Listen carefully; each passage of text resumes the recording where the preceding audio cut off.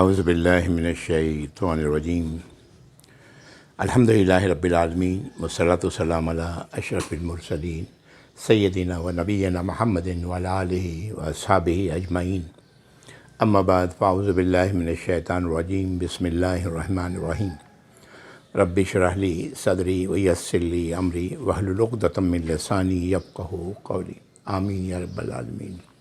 السلام علیکم ورحمۃ اللہ وبرکاتہ۔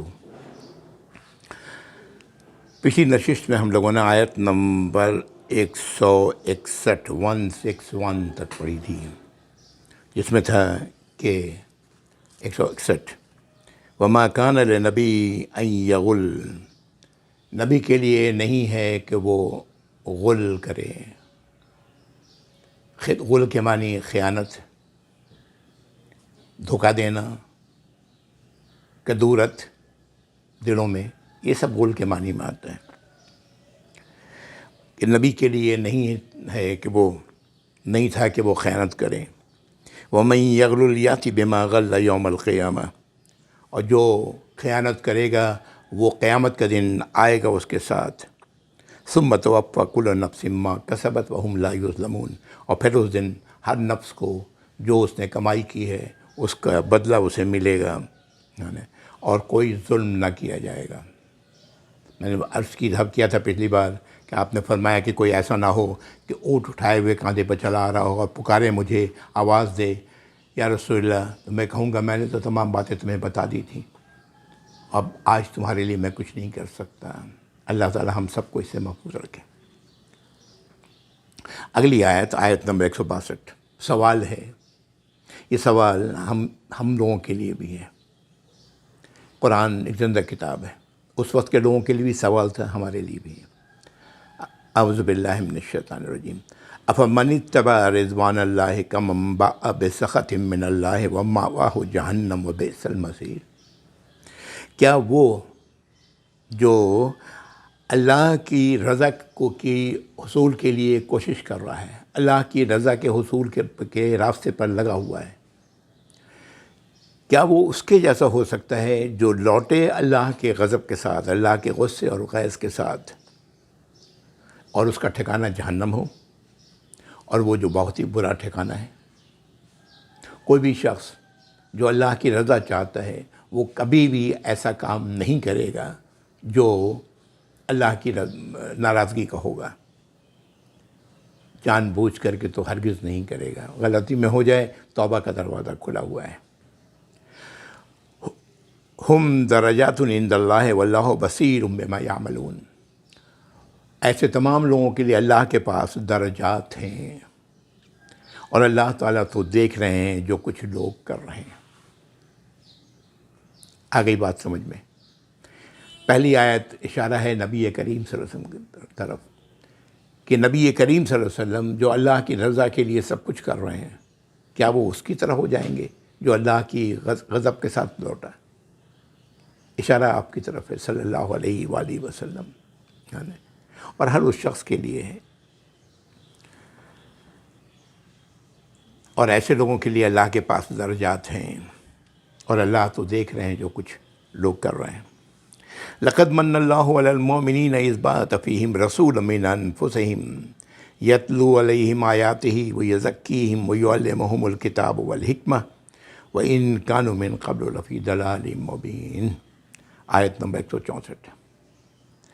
اللہ نے تو بہت احسان کیا ہے مومنوں پر، جب ان میں سے ہی ایک رسول کو اٹھایا، ان کے اپنے لوگوں میں سے جو پڑھتے ہیں ان پر اللہ کی آیات، ان کی کمزوریوں کو، ان کی برائیوں کو ان سے دور کرتے ہیں، اور انہیں علم دیتے ہیں کتاب کا اور حکمت کا۔ حکمت سے مراد عموماً وہ باتیں ہیں جو نبی کریم صلی اللہ علیہ وسلم نے لوگوں کو بتائیں۔ حکمت کا وَإِن كَانُوا مِن قَبْلُ لَفِي ضَلَالٍ مُبِينٍ، اور بے شک اس کے پہلے تو، اور یہ لوگ تو اس سے پہلے کھلی گمراہی میں تھے۔ اللہ تعالیٰ کا یہ احسان ہے کہ اللہ تعالیٰ نے نبی کریم صلی اللہ علیہ وسلم کی بعثت فرمائی، اور یہ احسان ان لوگوں پر ہے جو ایمان والے ہیں. جو ایمان والے نہیں ہیں ان کے لیے تو مصیبت ہے. ایمان والے کون ہیں؟ وہی سورۃ البقرہ آیت 2 سے 5 جو اپنے آپ کو جہنم سے بچانے والے ہیں، جو جنت کی طلب رکھتے ہیں.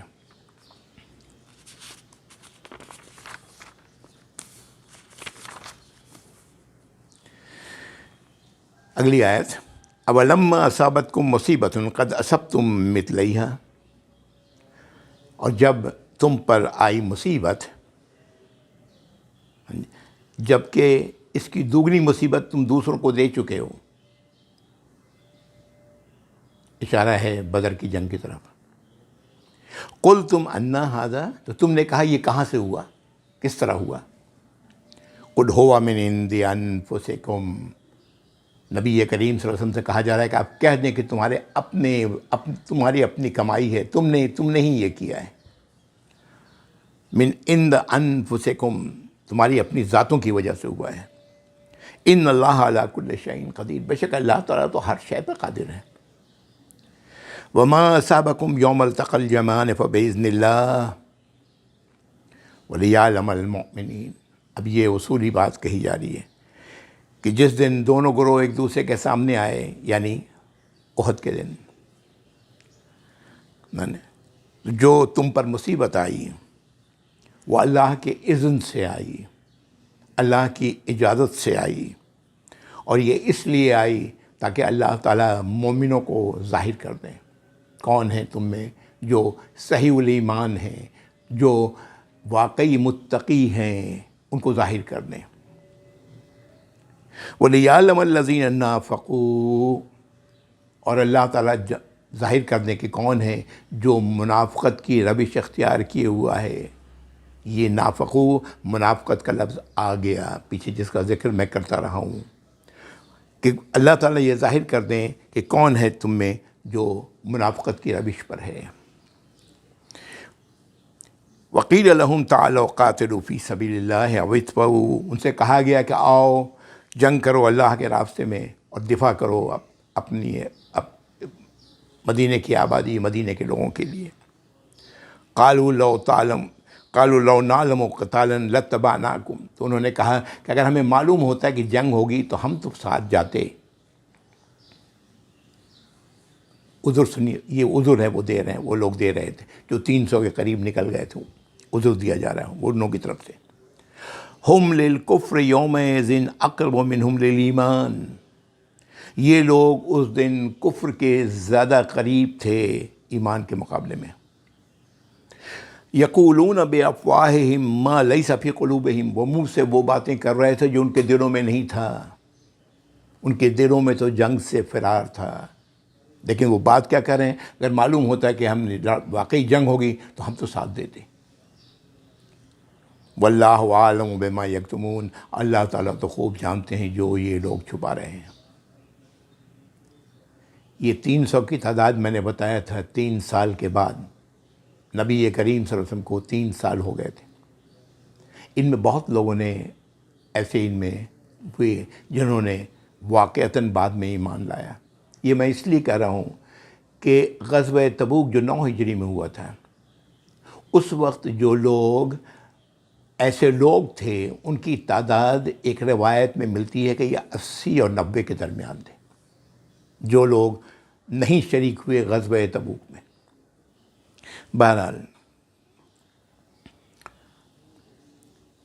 اگلی آیت، الذین قالوا لاخوانہم وقعدوا لو اطاعونا ما قتلوا،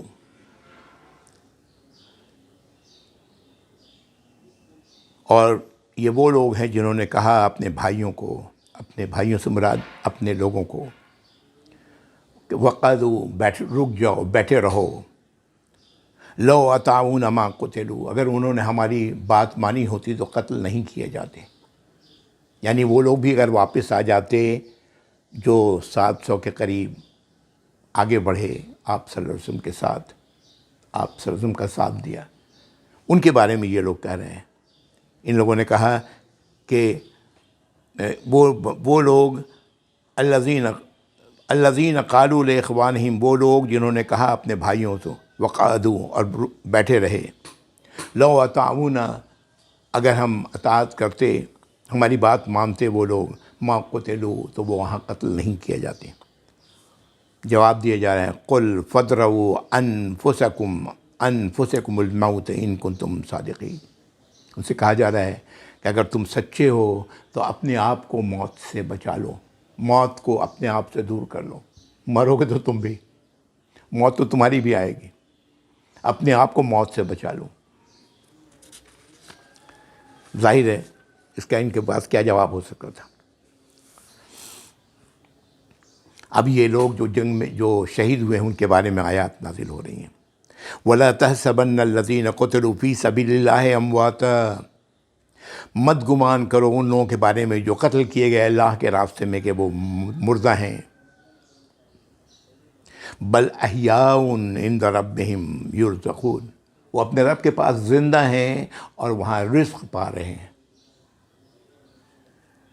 کیسے ہے کیا ہے اللہ بہتر جانتے ہیں، احادیث ہیں اس سلسلے میں، لیکن بہرحال اللہ تعالیٰ فرما رہے ہیں کہ جو لوگ اللہ کے راستے میں قتل کیے گئے وہ ان کو مردہ مت کہو، وہ زندہ ہیں اور انہیں رزق مل رہا ہے اللہ کی طرف سے، ان کے رب کی طرف سے۔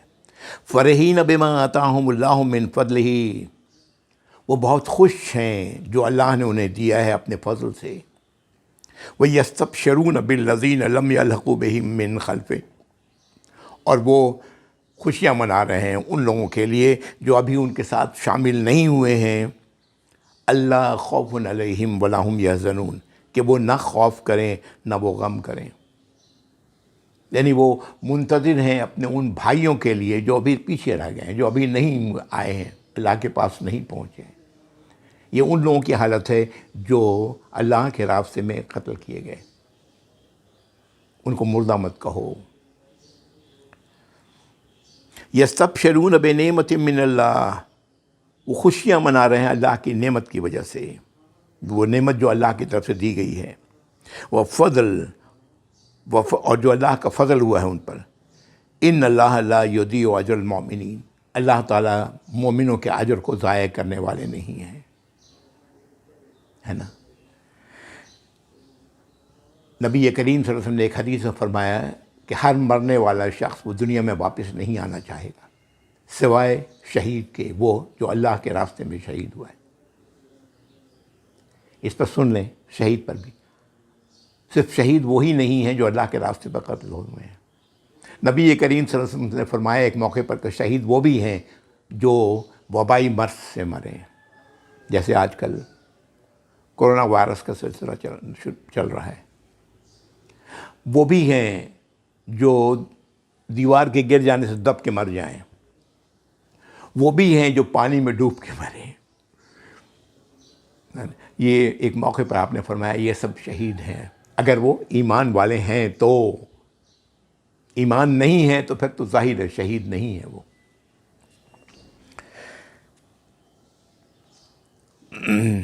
یہ آیت نمبر 171 تک یہ ان لوگوں کے بارے میں نازل ہوئی جو شہید ہو گئے ہیں۔ الذین استجابوا للہ ورسولہ من بعد ما اصابہم قرح، آگے جو آیت آ رہی ہے اس کا تعلق ہے ہفتے کے دن جنگ ہوئی احد کی، اتوار کی صبح کو نبی کریم صلی اللہ علیہ وسلم نے اعلان کرنے کا حکم دیا کہ جو لوگ کل کی جنگ میں شامل تھے وہ سب نکلے میرے ساتھ۔ یہ سب کو تعجب اس بات پر تھا کہ ابو سفیان کیوں واپس لے کے چلا گیا اپنے لشکر کو۔ یہ تو بہترین موقع تھا سب کچھ پوری طرح اسلام کو ختم کرنے کا، اور یہ شبہ ہوا کہ کہیں آگے جا کر کے یہ واپس نہ دوبارہ حملہ کرنے کے لیے آ جائیں، اور اس کے لیے آپ صلی اللہ علیہ وسلم نے یہ قدم اٹھایا۔ اور یہ حقیقت ہے کہ وہ لوگ واپس گئے، ہمرا اسد جگہ ہے وہاں پر، یہ لوگ واپس وہاں تک پہنچے ہیں جو کئی میل دور تھا مدینہ سے، اور وہاں جانے کے بعد ان لوگوں نے آپس میں باتیں کی کہ ہم لوگ واپس کیوں آ گئے، اور انہوں نے دوبارہ ارادہ کیا تھا کہ حملہ کریں مدینے پہ، لیکن ان کو اطلاع مل گئی کہ نبی کریم صلی اللہ علیہ وسلم لوگوں کو نکل کے آ رہے ہیں، اپنے لوگوں کو لے کے آ رہے ہیں، اور انتہائے غضب میں. اور یہ آیت اسی حوالے سے نازل ہوئی ہے کہ الذین استجابوا للہ، وہ لوگ جنہوں نے قبول کیا اللہ کی بات کو، والرسول، اور رسول کی بات کو، من بعد ما اصابہم القرح، اس کے بعد جب ان پر زخمی ہو چکے، ان پر زخم پڑا تھا، انہیں بیشتر لوگ زخمی تھے. للذین احسنوا منہم واتقوا اجر عظیم، ان میں سے جو لوگ جنہوں نے احسان کی روش اختیار کی، تقوی اختیار کیا، اللہ کی ناراضگی سے بچنے کا راستہ، وہ یہی تھا کہ جو آپ کا حکم آپ نے دیا ہے اس پر عمل کیا جائے، ان کے لیے اجر عظیم ہے. اللہ تعالیٰ فرما رہے ہیں الذین قالوا لهم الناس ان الناس قد جمعوا لكم فاخشوهم، یہ وہ لوگ ہیں جن لوگوں نے کہا کہ وہ لوگ اکٹھے ہو رہے ہیں دوبارہ. الذین قال لهم، ان سے کہا گیا کہ وہ لوگ اکٹھے ہو رہے ہیں دوبارہ. ان الناس قد جمعوا لکم، تمہارے لیے اکٹھے ہو رہے ہیں. فاخشوہم، ان سے ڈرو. فزادہم ایمانا وقالوا حسبنا اللہ ونعم الوکیل، تو اس صورتحال نے ان کے ایمان کو اور زیادہ کر دیا، اور ان کے منہ سے جو کلمات نکلے ہیں وہ تھے کہ حسبنا اللہ ونعم الوکیل. یہ بہت پیارا کلمہ ہے، بہت پیاری بات ہے. اللہ ہمارے لیے کافی ہے، اللہ ہمارے لیے کافی ہے، اور وہ سب سے بہتر کارساز ہے. حسبنا اللہ ونعم الوکیل جمع کا صیغے میں، حسبی اللہ ونعم الوکیل واحد کے صیغے میں، میرے لیے اللہ کافی ہے اور وہ سب سے بہتر کارساز ہے. اللہ کا پر ایمان رکھنے والا اللہ ہی پر توکل کرتا ہے، بات پیچھے کئی بار آ چکی ہے، اور وہ اللہ پر بھروسہ رکھتا ہے، اور جو اسے حکم ملتا ہے اللہ اور اس کے رسول کی طرف سے صلی اللہ علیہ وسلم، اس پر قدم آگے بڑھاتا ہے. تو ان کے منہ سے یہ جملہ نکلا حسبنا اللہ ونعم الوکیل، اللہ ہمارے لیے کافی ہے اور وہ سب سے بہتر کارساز ہے. فانقلبوا بنعمۃ من اللہ وفضل لم یمسسہم سوء واتبعوا رضوان اللہ واللہ ذو فضل عظیم. کیا ہوا اس کے بعد؟ یہ لوگ نکلے ادھر، ان کو اطلاع مل گئی کہ وہ نکل گئے ہیں، نبی کریم صلی اللہ علیہ وسلم لوگوں کو دوبارہ نکل گئے ہیں ہم پر حملہ کرنے کے لیے. ابو سفیان نے کہا اگلے سال دیکھیں گے، چلو واپس چلو، اور وہ لوگ وہاں سے واپس چلے گئے. اور نبی کریم صلی اللہ علیہ وسلم جب وہاں پہنچتے ہیں تو وہاں کوئی بھی نہیں ہے. ہمراہ اسد جس کا میں نے نام لیا، میں نہیں جانتا ہوں یہ جگہ آج کس نام سے معروف ہے، بہرحال تو وہ لوگ وہاں سے نکل گئے، چلے گئے. آپ صلی اللہ علیہ وسلم نے وہاں 2 دن یا 3 دن وہاں قیام کیا. یہ طریقہ تھا اس زمانے میں، فتح کی پہچان تھی یہ، تاکہ لوگ دیکھ لیں کہ ایمان والوں نے کیا کیا، ایمان والوں نے کس طرح مشرکین کو بھگایا. تو اللہ تعالیٰ فرما رہے ہیں کہ فانقلبوا بنعمۃ من اللہ، تو یہ لوگ لوٹے اللہ کی نعمت کے ساتھ، وفضل، اللہ کے فضل کے ساتھ. لم یمسسہم سوء، ان کو کوئی برائی نہیں پہنچی، کچھ بھی نہیں ہوا، جنگ ہوئی نہیں، کچھ بھی کوئی برائی نہیں پہنچی. واتبعوا رضوان اللہ، اور انہوں نے پیروی کی اللہ کی رضا کی. واللہ ذو فضل عظیم، اللہ تو صاحب فضل ہیں، بہت عظیم فضل کرنے والے ہیں. یہ ہے اللہ کے راستے پر چلنے کا انعام. اللہ نے یہ باتیں بتا دی ہیں، قیامت تک جو لوگ بھی ان پر عمل کریں گے، اللہ کی بات جھوٹ نہیں ہے، سچ ہے، سب سے بڑی سچائی ہے. انما ذالکم الشیطان یخوف اولیاءہ، اب یہ اصولی بات بتائی جا رہی ہے، سنیں. بے شک یہ شیطان ہے جو خوف دلاتا ہے اپنے ہی دوستوں کو، اپنے ہی ساتھیوں کو، اپنے ہی چیلوں کو. فلا تخافوہم، ان سے مت خوف کھاؤ. وخافونی، مجھ سے ڈرو، میرا خوف رکھو اپنے اندر، میری سزا کا خوف. اللہ کا خوف کیا ہے؟ اللہ کی سزا کا خوف. اللہ تو رحمان و رحیم ہے، اللہ کی سزا کا خوف. وخافونی ان کنتم مؤمنین، اگر تم ایمان والے ہو تو.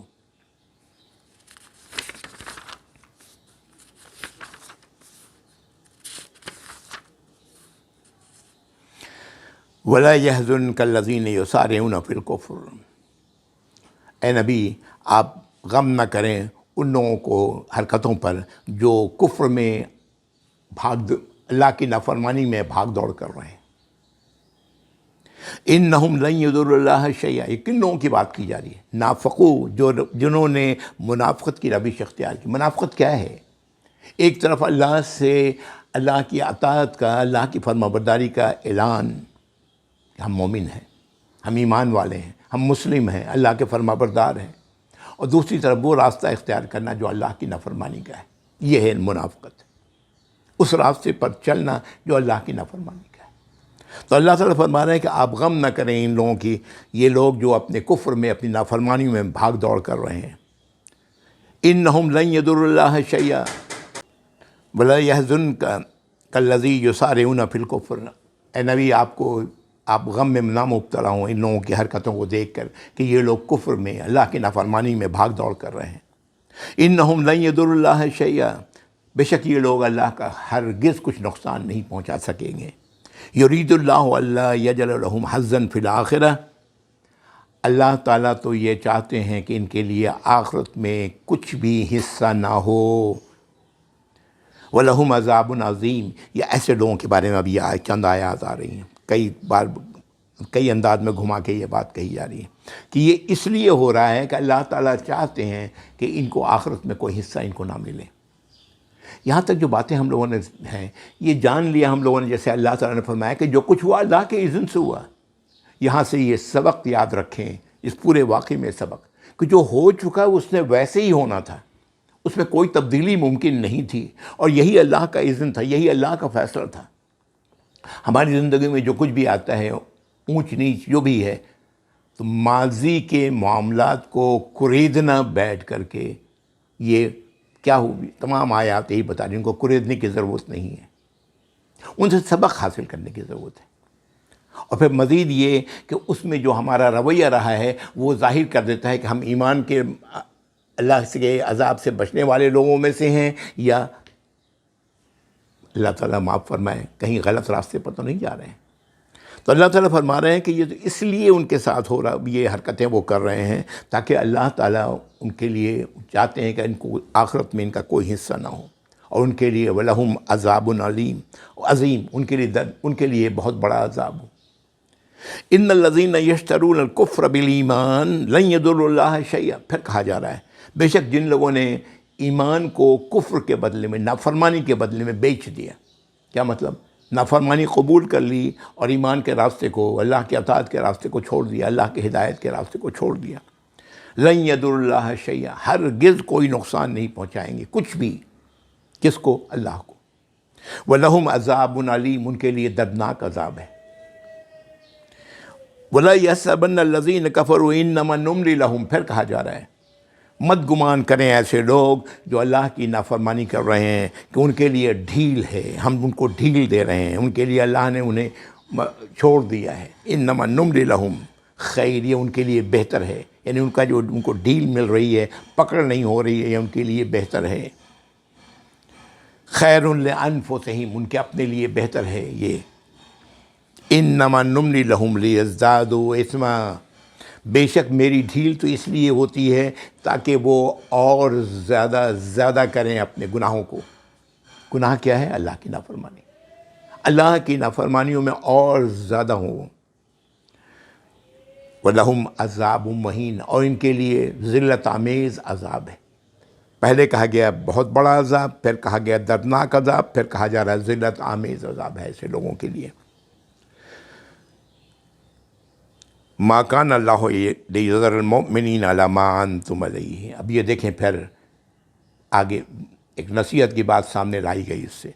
مَا كَانَ اللَّهُ لِيَذَرَ الْمُؤْمِنِينَ عَلَىٰ مَا أَنْتُمْ عَلَيْهِ، اللہ کے لیے نہیں تھا کہ وہ مومنوں کو چھوڑ دیں اس حالت میں جس میں وہ تھے، حَتَّى يَمِيزَ الْخَبِيثَ مِنَ الطَّيِّبِ، یہاں تک کہ اللہ ممیز کر دیں، ظاہر کر دیں خبیث کو کیا ہے، گندگی کیا ہے، اور پاکی کیا ہے۔ یہاں اشارہ ہے خباثت سے مراد اللہ کی نافرمانی کا راستہ، طیب کیا ہے؟ اللہ کی فرما برداری کا راستہ۔ اللہ تعالیٰ دونوں کو ممیز کر دیں۔ وَمَا كَانَ اللَّهُ لِيُطْلِعَكُمْ عَلَى الْغَيْبِ، اور اللہ کے لیے نہیں ہے کہ تمہیں ان نون باتوں کی تمہیں اطلاع دیں۔ وہ باتیں جو آنی ہیں اس کے بارے میں تمہیں بتا دیں، یہ اللہ کے لیے نہیں ہے۔ وَلَٰكِنَّ اللَّهَ يَجْتَبِي مِن رُّسُلِهِ مَن يَشَاءُ، لیکن اللہ تعالیٰ رسولوں میں سے جس کو چاہتے ہیں اس کو چنتے ہیں اس کام کے لیے۔ فَآمِنُوا بِاللَّهِ، یہاں سے لوگوں نے یہ مطلب نکالا کہ رسول صلی اللہ علیہ وسلم کو تمام غیب کا علم تھا۔ یہ سب غلط ہے جو نکالا جاتا ہے اس طرح۔ اللہ تعالیٰ غیب کے بارے میں اگر نبی کریم صلی اللہ علیہ وسلم کو پتہ ہوتا کہ یہ کیفیت ہونی ہے وہاں پر، اس طرح سے لوگ حکومت عدولی کریں گے، فتح جو ہے وہ شکست کی شکل میں سامنے آئے گی، اگر یہ ساری باتیں آپ کو معلوم ہوتی تو آپ ہرگز احد کی طرف آگے نہیں بڑھتے، مدینے میں رہ کے ہی دفاع کرتے۔ بہرحال وَإِن تُؤْمِنُوا وَتَتَّقُوا، کہا جا رہا فَآمِنُوا بِاللَّهِ وَرُسُلِهِ، تو ایمان لاؤ اللہ پر اور اس کے رسولوں پر۔ وَإِن تُؤْمِنُوا وَتَتَّقُوا فَلَكُمْ أَجْرٌ عَظِيمٌ، اگر تم ایمان لے آؤ گے، اللہ کی ناراضگی سے بچو گے، تو تمہارے لیے اجر عظیم ہے۔ وہی بات، پھر وہی آیت 2 سے 5 جو باتیں وہاں کہی گئی ہیں وہی بات دہرائی جا رہی ہے الگ الگ اس میں۔ سورۃ البقرہ آیت 2 سے 5 نکال کے بار بار دیکھا کریں اس آیت کو، ان آیات کو۔ وَلَا يَحْسَبَنَّ الَّذِينَ يَبْخَلُونَ بِمَا آتَاهُمُ اللَّهُ مِنْ فَضْلِهِ هُوَ خَيْرٌ لَّهُمْ، اور نہ گمان کریں وہ لوگ جو بخالت کر رہے ہیں اس میں جو اللہ نے انہیں دیا ہے اپنے فضل سے، یہ ان کے لیے بھلا ہے۔ بل هو شر لهم، یہ ان کے لیے برا ہے۔ سَيُطَوَّقُونَ مَا بَخِلُوا، انہیں طوق پہنایا جائے گا جو یہ بخالت کر رہے ہیں یوم القیامہ، قیامت کے دن۔ وَلِلَّهِ مِيرَاثُ السَّمَاوَاتِ وَالْأَرْضِ وَاللَّهُ بِمَا تَعْمَلُونَ خَبِيرٌ، اور اللہ ہی کے لیے پوری کائنات کی میراث کس کی ہے؟ اللہ کی ہے۔ جب انسان نہیں ہوں گے تو یہ کب اس کا مالک؟ ابھی تو لگتا ہے کہ میں اس کا مالک ہوں، اس کا مالک ہوں، اس کا مالک ہوں۔ یہ سب کس کا ہے؟ اللہ کا ہے۔ میراث کس کی ہے؟ اللہ کی ہے۔ اللہ ہی کا میراث ہے، جو کچھ بھی آسمانوں میں ہے، زمین میں، اور جو کچھ تم لوگ کر رہے ہو اللہ اس سے باخبر ہے۔ یہاں پر دیکھیں وہ آیت 2 سے 5 میں متقیوں کے پہچان میں 2 باتیں بتائی گئیں کہ نماز کے قائم کرنے والے ہیں اور اللہ کی دی ہوئی رزق میں سے خرچ کرنے والے ہیں۔ مخالفت انسان کس چیز میں کرتا ہے؟ مال میں۔ پیچھے کہا گیا لن تنالوا البر حتی تنفقوا مما تحبون، جہاں سے یہ چوتھا پارہ شروع ہوا ہے کہ تم نیکی کو پہنچ ہی نہیں سکتے، نیکی کو پا ہی نہیں سکتے جب تک کہ تم اس میں سے خرچ نہ کرو جو تم پسند کرتے ہو۔ ہم کیا پسند کرتے ہیں دنیا میں؟ مال، ڈالرز، پتہ نہیں اور کس کس شکل میں، سونا چاندی، یہ ہم پسند کرتے ہیں۔ یہی تو اکٹھا کرتے ہیں ہم دنیا میں بھی۔ پیچھے اللہ تعالیٰ نے فرمایا کہ تم دنیا میں جو جمع کرتے ہو اس سے بہتر یہ ہے جو اللہ کے پاس ہے، اور جو کچھ تم کرتے ہو اللہ اس سے واقف ہے۔ لقد سمع اللہ قول الذین قالوا ان اللہ فقیر ونحن اغنیاء، اب یہ ان کی باتیں آ رہی ہیں منافقوں کی، جن کو پڑھاتے تھے یہودی موجود تھے اس وقت، کہ اللہ نے بات یہ سن لی جنہوں نے یہ کہا کہ بے شک اللہ تعالیٰ فقیر ہیں اور ہم غنی ہیں۔ اللہ تعالیٰ ہم سے کہتے ہیں مال خرچ کرو، تو غنی کون ہوا؟ میں ہوا نا، نعوذ باللہ۔ یہ باتیں وہ یہودیوں نے سکھائی منافقوں کو، ان کے منہ سے بھی ایسی باتیں نکلیں کہ اللہ تعالیٰ تو فقیر ہیں، ہم سے کہتے ہیں دو، کیوں دوں؟ اگر دیتا ہوں تو میں تو غنی ہوا، اللہ تو غنی نہیں ہے، نعوذ باللہ۔ اللہ تعالیٰ فرماتے ہیں سنکتب ما قالوا، ہم لکھ لیں گے جو انہوں نے کہا ہے، بغیر حق، جو حق نہیں ہے، سچائی نہیں ہے۔ وَنَقُولُ ذُوقُوا عَذَابَ الْحَرِيقِ، اور پھر ان سے کہیں گے کہ چکھو، آخرت میں چکھو جلنے کا مزہ، آگ میں جلنے کا مزہ چکھو۔ ذَلِكَ بِمَا قَدَّمَتْ أَيْدِيكُمْ، یہ اس لیے کہ جو تم نے اپنے ہاتھوں آگے بڑھایا۔ وَأَنَّ اللَّهَ لَيْسَ بِظَلَّامٍ لِّلْعَبِيدِ، اور اللہ تعالیٰ تو اپنے بندوں پہ، اپنے غلاموں پر، انسانوں پر ظلم کرنے والے نہیں ہیں۔ الذین قالوا ان اللہ عہد الینا لا نؤمن الرسول حتی یأتینا بقربان تأکلہ النار، مزید ان کا قول یہ یہودیوں اشارہ ہے کہ یہ کلمہ اس طرح کی باتیں یہودیوں نے سکھائی تھیں۔ یہ وہ لوگ ہیں جنہوں نے کہا کہ بے شک اللہ نے ہم سے عہد لیا ہے کہ ہم ہرگز نہیں مانیں کسی رسول کو، ہم نہیں مانیں گے کسی رسول کو، یہاں تک کہ آگ آسمان سے آئے اور جو اللہ کے لیے جو مال دیا جا رہا ہے وہ آگ جلا کے ختم کر دے، ہم اس وقت تک نہیں مانیں گے۔ اشارہ ہے اللہ کے نبی صلی اللہ علیہ وسلم کو ہم نہیں ماننے والے جب تک کہ یہ نہ ہو۔ اللہ سے جواب دے رہے ہیں، قل کہہ دیں، قد جاءکم رسول من قبلی بالبینات، مجھ سے پہلے بہت سارے رسول آئے واضح نشانیوں کے ساتھ، اور بالذی قلتم، اور اس کے ساتھ جو تم نے کہا، فلما قتلتموہم ان کنتم صادقین، تو کیوں تم نے ان لوگوں کو قتل کیا اگر تم سچے ہو اپنے ایمان میں؟ تو کیوں قتل کیا ان لوگوں کو؟ میں نے آپ سے کہا تھا کہ نبی کریم صلی اللہ علیہ وسلم کو یہ 5 باتیں دی گئی ہیں، اس میں ایک آپ نے فرمایا کہ غنیمت کا مال ہم حلال کیا گیا ہے ہمارے لیے۔ پہلے یہ غنیمت کا مال اکٹھا کر کے آگ لگا دیا جاتا تھا، آگ نہیں لگایا جاتا تھا بلکہ آسمان سے آگ آتی اور انہیں جلا دیتی۔ تو یہ ان کا یہی کہنا تھا کہ جو پہلے ہوتا رہا ہے وہ جب تک کہ یہ نہیں ہوگا ہم نہیں ایمان لائیں گے اس رسول پر صلی اللہ علیہ وسلم۔ تو کہا جا رہا ہے، اللہ تعالیٰ کہہ رہے ہیں ان سے کہو تو صحیح کہ ان کے پاس، تمہارے پاس مجھ سے پہلے رسول آتے رہے واضح نشانیوں کے ساتھ، اور اس چیز کے ساتھ جو تم نے کہا ہے، یعنی آگ آ کر کے جلا دیتی۔ فلما قتلتموہم، تو تم نے انہیں کیوں قتل کیا؟ ان کو تم صادقین، اگر تم سچے ہو۔ یہ آیت نمبر 183 ہے۔ فَإِن كَذَّبُوكَ فَقَدْ كُذِّبَ الرُّسُلُ مِن قَبْلِكَ، اگر یہ آپ کو جھٹلا دیں نبی صلی اللہ علیہ وسلم، آپ کی اس بات کا بھی انکار کریں، تو آپ سے پہلے تو کتنے ہی رسولوں کو جھٹلایا جا چکا ہے۔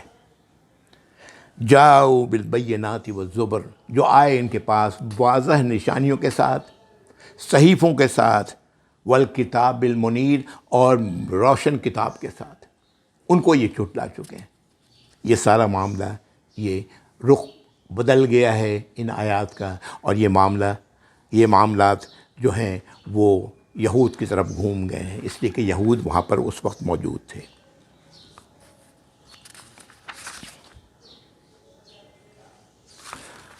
یہ آیت نمبر 184 انشاءاللہ، یہ آیات ابھی غزوہ احد کے سلسلے میں جو باتیں کہی گئیں، تبصرہ کیا گیا، وہ گزر چکا۔